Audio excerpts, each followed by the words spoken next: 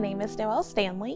I am the oldest of 5 siblings. I have a twin sister, Noelle, who is a first grade teacher here. I have 3 younger siblings who are significantly younger. My sister Ada is 12 years younger than I am. My brother Christopher, 16 years younger than I, and Raven is 21 years younger. So there's my twin and I, and then a nice little stair-stepped cluster.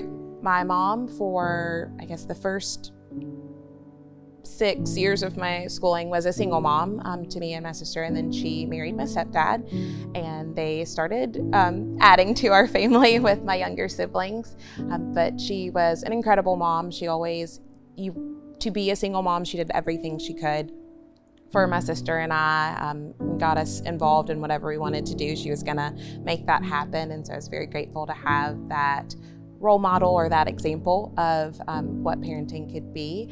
And then with my younger siblings, by the time they came along, we were older and a little more independent, and so we got to play more of the aunt role with them, just because we were in different seasons of life, different generations. So my husband and I got engaged New Year's Eve of 2017.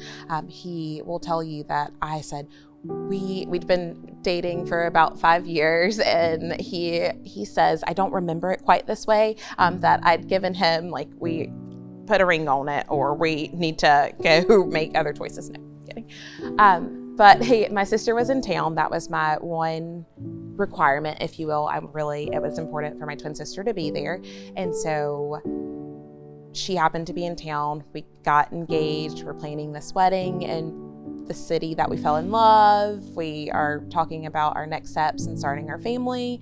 And 4 months later, I'm walking my dog around our beautiful neighborhood, and I get a call from that very same sister who I wanted at that engagement. And she unfortunately let me know that my mom had an allergic reaction and stopped breathing and was gone.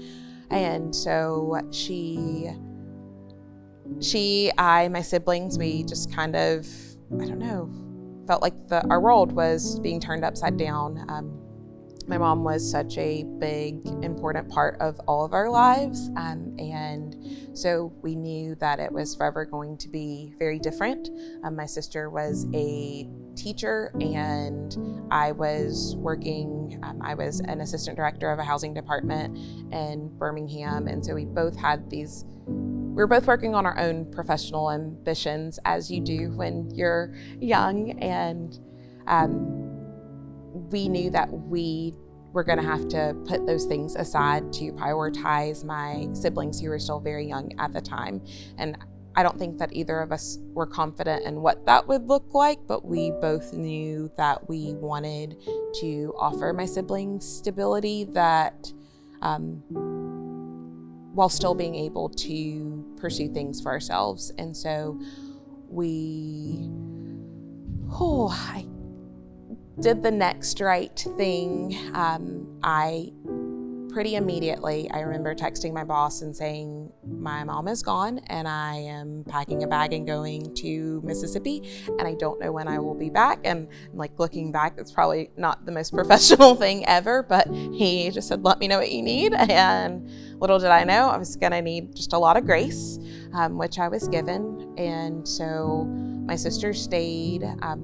I did the weeks, so I would Monday through Friday be here with my siblings, getting them ready for school, and single parenting, if you would, during the day, because at the time my fiance, of course, was still working in Birmingham. I was pursuing an MBA, which, bless my professors' hearts, they really did try to work with me, but as you can imagine, some days just getting through the day, it was all that we could do, and so had to pause there. I would say it was definitely an adjustment, but my husband is, I always say he's pretty much a saint, because we'd just gotten engaged 4 months prior, and I remember saying, when you ask someone to marry you, you go in eyes wide open, but this is not something that either of us planned for.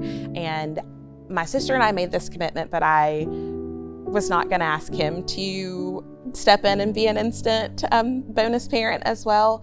So there was navigating that element, but I don't believe in half measures, and so I knew that it was important to me to fully commit and be very invested and involved, and he was very supportive of that. And we'd always discussed that when our children were young that I wouldn't work full-time necessarily, because that was going to be my priority, showing up as a parent, a very involved parent, and having that ability. And so I was very thankful that he was supportive of that, even though it was much earlier than we planned for. I would say even in God's faithfulness, I think I'm definitely human, and there are definitely those times where, yes, we were acting in the best interest of our siblings, but you definitely ask, like, okay, God, are my motivations or my intentions, my actions, are they aligning with what you want? Or is this your will, or is it my will?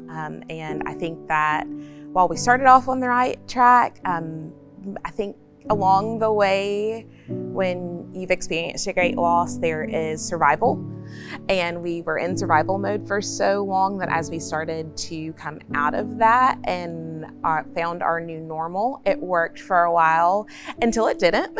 And I can remember just like sobbing and praying, like, God, please help. I don't know what to do.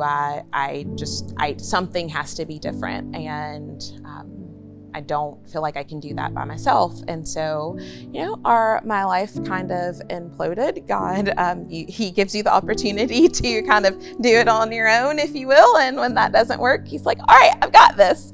And so we ultimately just made the decision to divide our household, which was a little nerve-wracking for me because I'm a little bit of a control freak sometimes. And so it was very difficult to say, okay, I can step back a little bit, and this is what's going to serve us long term. Like, this dynamic has taken us as far as it's going to, and now I've got to trust that God's going to make it okay for me not to be there 24/7, and it's going to be okay. And so around that time, my husband and I, because we still wanted the majority of our resources to go to supporting my siblings, we were fortunate to have two beautiful friends who allowed us to move in with them and gave us some breathing room to make a very intentional next decision. And that is definitely a God thing, because I moved in as an adult with my twin sister who has to love me. And we joke with our friends all the time that we said, hey, can we just come and stay for the weekend? And a weekend turned into months. And it was really just an incredible experience. That those friends are actually how we ended up at Vertical. And it really made an incredible difference in our lives, my husband and I individually, and our family being here. Moving in with our friends, like that whole year of our lives, it was very much a God thing, because while we were friends, it's in the season of life when you have children, we maybe saw each other once every few months, and it was on a whim. My younger sister actually said, well, Noelle, who are y'all gonna stay with? And she's like, you should text Allie. And I'm like, huh? I mean, she's at that time maybe had met Allie once or twice. And it's like, actually, I will reach out to them. Like, I feel like they wouldn't mind. And they, sure. And looking back in that moment, that was definitely God. Because it was not even on my mind, on my radar at all. And then for our friends to just be incredible people of faith, because who just opens their home up to not strangers and people that they love, but that's a huge thing, to be willing to be that obedient and led to love that way. I know it's easy to say, and we all like to think that we would show up in that way, but to actually walk that walk in the good, the bad, and the ugly. But that's also where I see it as a God thing, because there really wasn't, it was just an incredible experience. It's like you they are very best friends. Their children are like our nieces and nephew now, and they're our extended siblings, and they were just there for us in the lulls. People are so quick to tell you what you could have done differently or to do better, be better, but they really were they were great, a great brother and sister in Christ. They showed up for us, and they were there in the yuckiness of it, and the hard, and the boring, and the mundane, and the fun, and just all of it. But that is such a special, special thing that we don't take for granted, and God definitely had his hands in, because you never imagine that pairing, and it just worked so beautifully that it was definitely in the plan. What I would say to someone who finds himself in a season that similar to the one I was in, where you're really just struggling, you're holding on to really just this identity that has served you up until that point, but no longer is, and you're really just wrestling with letting that go, is to just surrender. I can remember being here at Vertical and Alabaster Heart being played by the worship team, and just being overcome with emotion, and just realizing like this is the way forward. Like you just have to give it all to God. It's not by your strength, it's by his. It is being willing to surrender and to be obedient, and to let others love you, to be vulnerable, to admit you can do a lot, but you can do even more with others, that people do care, and they will be there for you in those hard seasons and in those times. And when you lean on God and